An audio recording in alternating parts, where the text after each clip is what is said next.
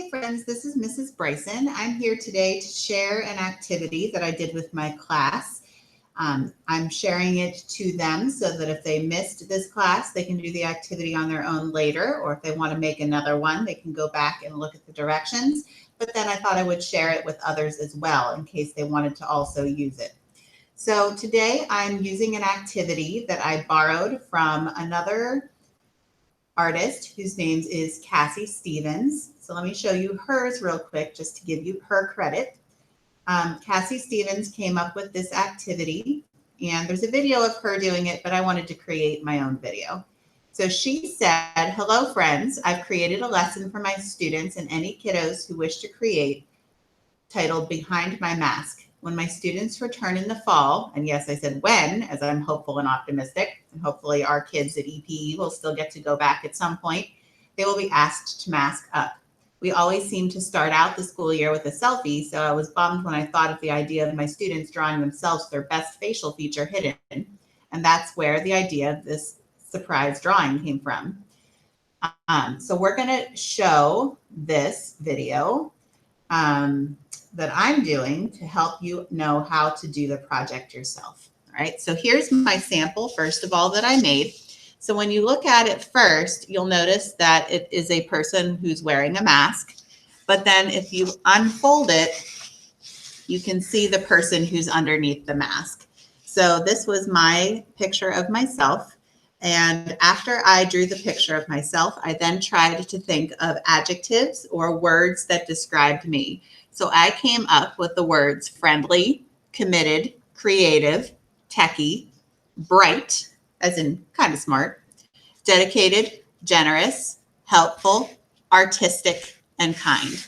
And I told the kids that they might have some words like that that also matched up with them. And they might also have some other words that they could think of to describe themselves. They could write on there also. So I'm going to show you how to create your own. And when I gave my paper to the students, I had it folded up for them already. My students are currently at home doing total distance learning, and we were able to give them a bag of supplies to use for this activity. So one thing that I gave them was a piece of paper that they could use for this, but I'm going to show you real quick how I folded it so that they could use this for the activity. So I have a big white piece of white paper. I took the paper and I folded it in half, and then I folded it in half again. Okay. Then I opened it back up and just took this one flap here and folded it down. Okay. So now at the top, I have one piece of paper, and at the bottom, I have the part that'll open up with the fold. Next, I'm going to start off my drawing. Now, when I did this with my students, I gave them lots of long pauses so that I can catch up. Since this is a recording, if you need to pause to be able to work on part of your drawing, you can just pause the video and catch up and then press play again and keep going. So the first thing that you're going to do for your drawing is you're going to draw eyes. So you're going to draw an upside down U here, and then you're going to come over, put a couple fingers in between, and do another upside down U over here. Then you can draw a straight line on the bottom of each eye.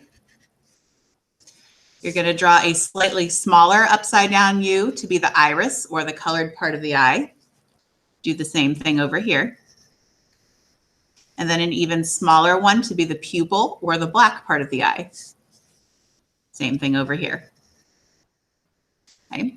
When you look at the eyes on a person, a lot of times the light will be reflecting off of the eye, so there's a little part of the eye that looks lighter. So we're going to draw a little circle inside each eye to be that light part. And if you want to, you can shade that in as a reminder that when we make this darker, you're going to make that part black. Okay. The next thing that we're going to do for our picture is we're going to draw the sides of the head. Okay. So I suggested to my students that they go in between the two eyes, go up a little bit and make a dot. Okay. And then you're going to make a curved line from that middle point going down to the side of the head. And then another one to look about the same on the other side. you can draw the tops of the ears here. Okay. The next part that we need to do is going to be the bottom of the face, which on this part of the picture is going to be the part that is masked. So again, I'm going to find about where the middle of my paper is, draw a little dot there to show where the middle is. And then I'm going to start here and bring a curve around down to that middle point on the bottom. And then again, try to make it look as similar as possible on the other side. Okay. And I told my students that using a pencil to start off is a really good idea, because then if you make a mistake or don't like something, you can fix it. For the mask, we're just going to make a curved line going across the face. And then we can draw some little lines here to like finish out the ears. Okay. Now at this point, you can personalize it a little bit to make it look like yourself.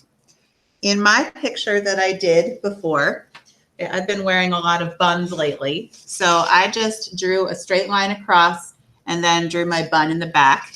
Okay, girls, if you wanted to draw yourself with ponytails or other things in your hair, you could do that. For this one, we're going to draw this person with some bangs just to show how you might do that on your picture if you chose to do that. Okay, so maybe this is a character that has some bangs going across their head. So I'm going to draw some curved lines going across. Okay. And then maybe we'll make this one a boy. So we'll make this one go up. This boy's got a couple tufts of hair sticking up out there. Make that go over. You could bring the hair down underneath the ears too if you wanted to. That's up to you. Okay. And then when you're working on your mask, you can decorate your mask however you want. Something that I've really enjoyed seeing is how a lot of people are personalizing their masks to make them stand out and to make them symbolize them. So you can decorate your mask however you would like. All right, now we're going to open this up and we're going to fill in the face that's in the middle. Okay, so now the mask part is down here. We're going to draw the part of the face that we were not able to see because the mask was covering it up here. Okay, so I'm going to do the same thing that I did with the mask part down below. I'm going to find the center. I'm going to draw a curved line going down to the chin, and then one that looks similar on the other side over here. Okay. You can draw a nose. On this one, I just drew an upside down, like curved shape for the nose. You could also do a different shape, maybe something like that to make your nose. Again, this is yours. You can do it however you want to make your cartoon version of yourself. Okay, and then you're going to draw a smile. On my sample over here, I did a great big smile. You could maybe do a smile going this way.